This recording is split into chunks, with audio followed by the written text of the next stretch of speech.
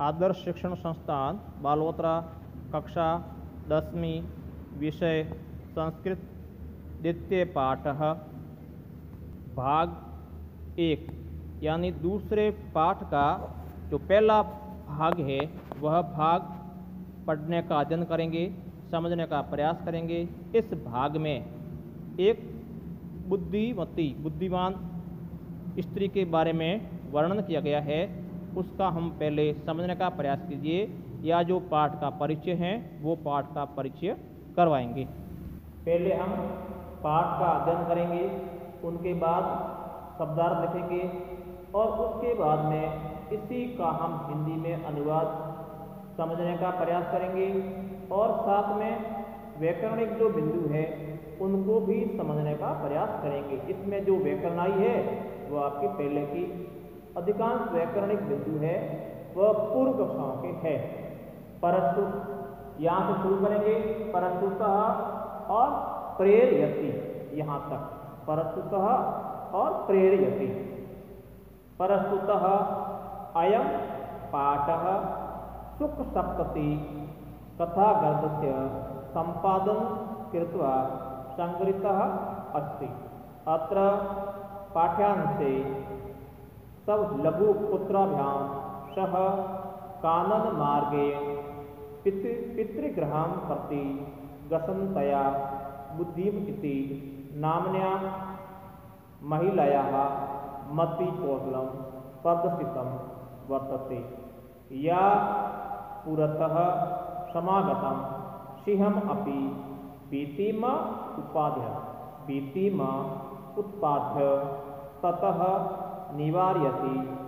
इयं कथा नीति निपुणयो सुखसारिकयो कथा माध्यमेन सदृते विकासार्थं प्रेरयति। अब इनमें जो पाठ का परिचय है, इन पाठ में शब्दार्थ हैं अयम, यह, कृत्वा, करके, लघु, छोटा, कानन, जंगल, पितृगृह, पिता के घर,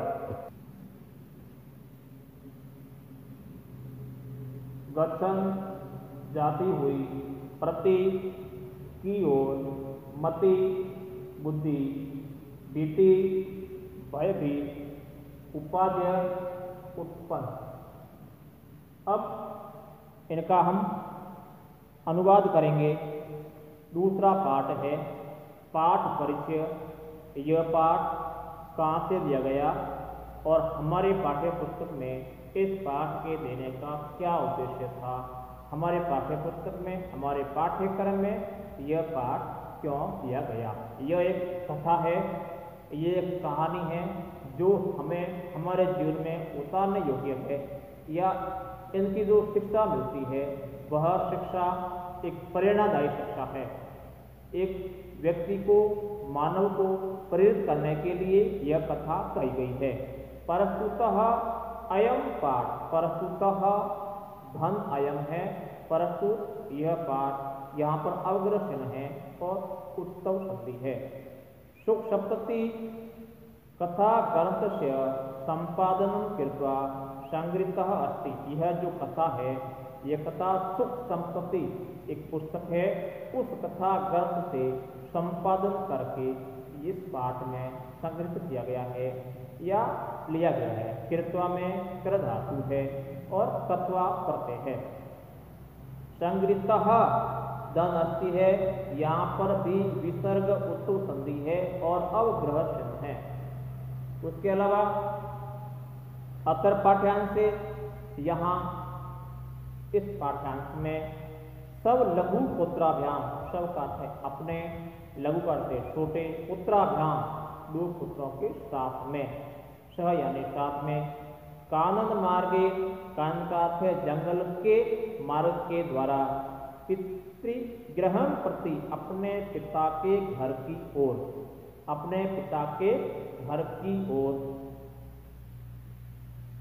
गसनतया जाती हुई, गस में गम धातु है और सत्री प्रत्यय है।